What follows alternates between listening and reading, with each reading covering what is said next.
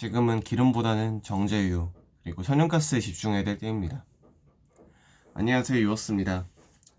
전쟁이 길어지고 있는 요새 좀 다양한 이제 유가에서 더 벗어나서 좀 유가에 대한 불안정성도 회피하기 시작했고, 또 이제 유가를 제외한 이제 실질적으로 경제에 어떤 영향이 있을까 그 후속편을 고민하는 이제 시기인 것 같습니다. 기름값은 이제 조금 95달러에서 다시 상승 중이긴 하지만 이전만큼 파괴적인 상승은 보이지 않고 있고, 다만 이거의 이런 꾸준한 높은 물가에 대한 유지가 과연 경제에 어떤 영향을 미칠까에 대한 고민을 사람들이 하고 있는 것 같습니다. 여기서 나오는 이야기는 이제 이렇게 유가가 높아졌을 때 실질적인 문제는 어떤 뭐랄까 유가가 높아서가 문제가 아니라 이 높은 것 때문에 어차피 다른 이제 수요처에서는 기름을 구하지를 못해요. 아니다. 어차피 호르무즈앱이 닫혀 있어서 기름을 구하지 못하죠. 높은 유가에 따라서 기름을 매입하지도 못하고요. 그러면은 생산을 그냥 안 해버립니다. 즉 수요 파괴가 발생하는 것이죠. 그래서 여기 이상으로 이제 기름값이 오를 거다라고 생각하면은 조금 뭐랄까 제한된 요소도 있는 것 같습니다.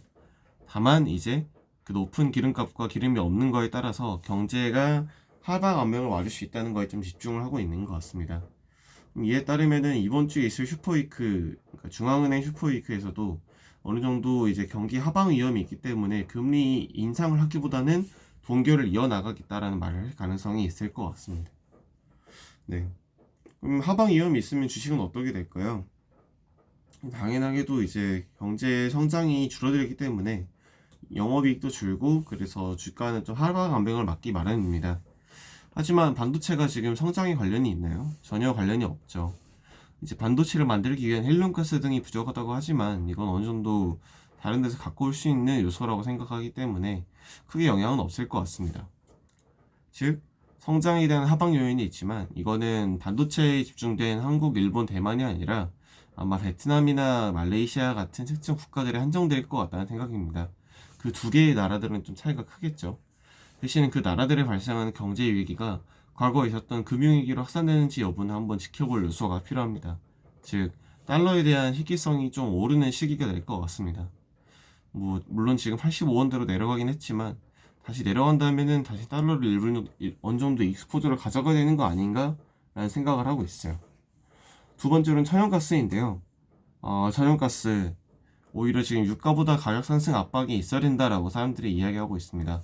왜냐면은 천연가스도 마찬가지로 카타르에서 전 세계 20%를 생산하고 이제 호르무즈 앱을 지나가는데 이거는 우회로가 아예 마련이 안 돼 있다고 합니다.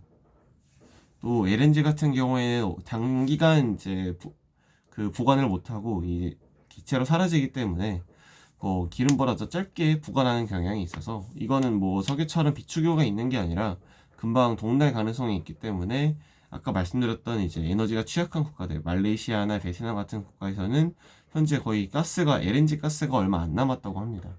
그럼 과연 어떻게 될까요? 제 개인적인 생각으로는 이제 큰 나라들에서 대체해서 수입을 하겠지만 그 LNG를 한번 갖고 오는데 20일에서 40일까지 걸린다고 합니다.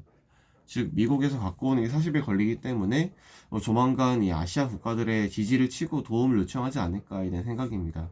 다만 그러기 전까지 한국이나 일본 같은 큰 나라들도 이 가스가 확보됐다는 안정감이 있어야 되기 때문에 미국 등에서 수입을 하지 않을까에 대한 생각이 있어요. 그럼 여기서 수혜를 보는 기업은 어디이냐? 당연히 그걸 갖고 오는 이제 운임선과 가스선, 그리고 그러한 미국에서 LNG 개발을 담당하는 LNG 인프라가 수혜를 보지 않을까에 대한 생각이 있습니다. 전쟁이라 복잡합니다. 사실 예측도 잘 못하고요. 어떤 식으로 실제로 그 지도자들이 행동할지를 저도 예측을 못하겠어요.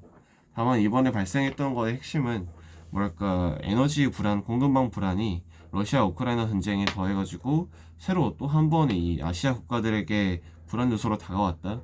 그래서 거기에 대한 다변화 필요성이 느껴졌고 보관 필요성이 느껴져서 이번 기회에 조금 뭔가 아시아 국가들의 한 번 에너지 위기가 발생하고 또 그 에너지를 다변하기 위한 노력이 미국을 중심으로 발생하지 않을까.